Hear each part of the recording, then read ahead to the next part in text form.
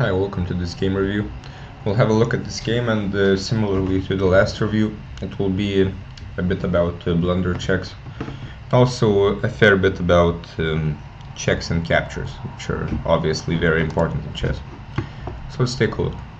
It started e4, d5. We'll flip the board to look from black's perspective.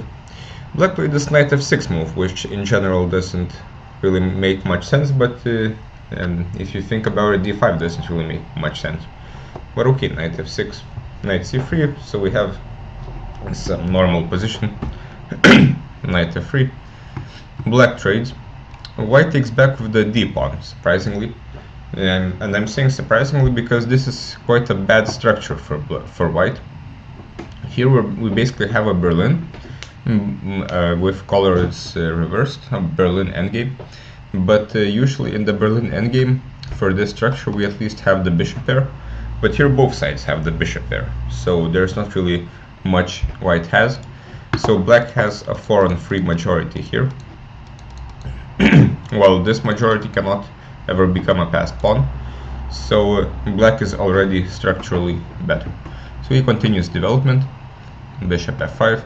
White is moving pawns around, which is not very good.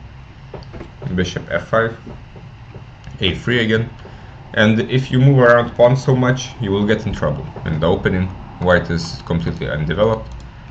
Black castles queenside with check, bishop d2, and here instead of continuing development, for some reason knight d4, but there's really no reason to exchange pieces like this. We're losing momentum when we're doing this.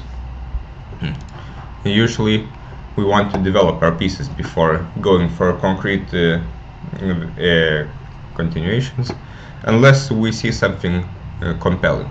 But probably e5 is the move, kind of threatening e4 as well, to kick their knight around, threatening bishop c5, attacking the f2 pawn as well.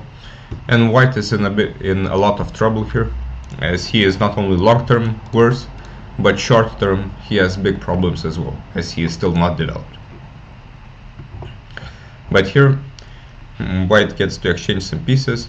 He plays c5, but again white should try to develop his pieces mainly by moving the king, putting the bishop somewhere, bishop e2, and then he will catch up in development and he will be basically fine. But c5 again wastes time. Now e6 with tempo, b4, bishop e7. Now black continues development. Now he plays bishop f6, which is fine, but a better move was rook h to d8. If we have a choice between developing two pieces, we should usually develop the one that's more effective, so to say. So the rook is a lot stronger than a bishop. So here this would be a good move, and it also attacks the bishop right now. And after the bishop moves, we can go here, and at worst case we can take the c2 pawn, but probably black can do even better than this. Bishop f6, c3, rook goes back, c6. Now black is fully developed, though white is catching up. Rook d1, and now bishop e5, which kind of creates a small threat, as we will see. f4, and here black missed his chance to capitalize on the big advantage in development. Again, checks and captures. We always have to check the checks and captures, and here instead of retreating slowly, black should have seized the moment and took on d2. Point being, when white takes back, bishop f4. And if we calculate until here, we see that black already will have a material advantage. He doesn't have to calculate any further than this. And if we want to see the end of the line, it's rook a2. Here black can take, he can take a bit later, but either way, this endgame is actually winning for black, because he has a 4-on-2 majority on the king side, while white has a 4-on-3 here, but again he cannot really create a passed pawn here.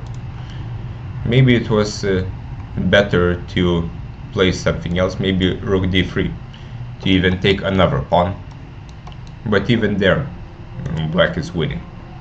So this was an important tactic to find. Instead bishop f6 happened.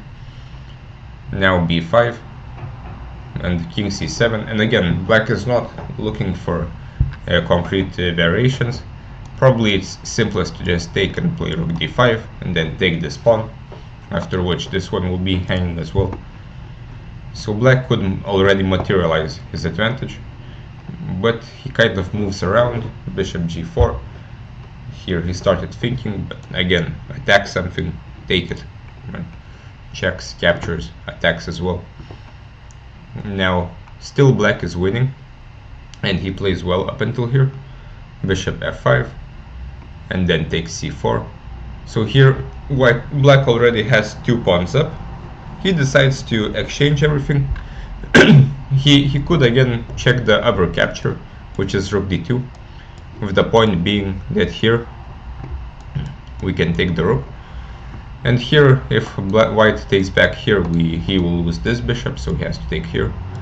And again, when the checks and captures are over, black will be 3 pawns ahead in a rook endgame, which should be an easy technical win. But this is fine as well.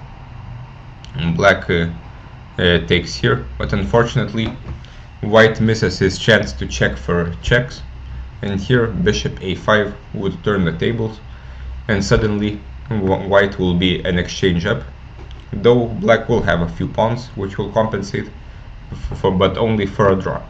So here black should have not went for this, unfortunately. Maybe rook d5 or something.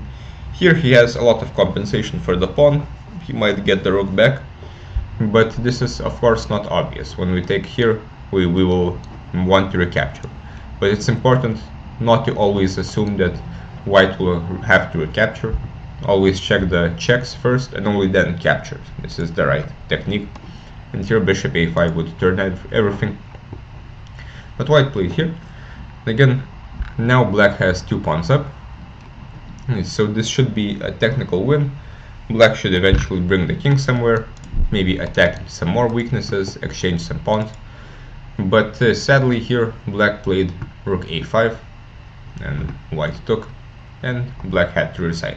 So everything comes down to moments like this. Before making a move, we have to do a blunder check before every move. This is why it's important to play longer time controls, to give ourselves some time for such thoughts. Before making any move, of course our intuition wants to attack pawns, but we cannot just trust our intuition blindly. We have to ask ourselves, is anything hanging? And asking ourselves this will save us a lot of points.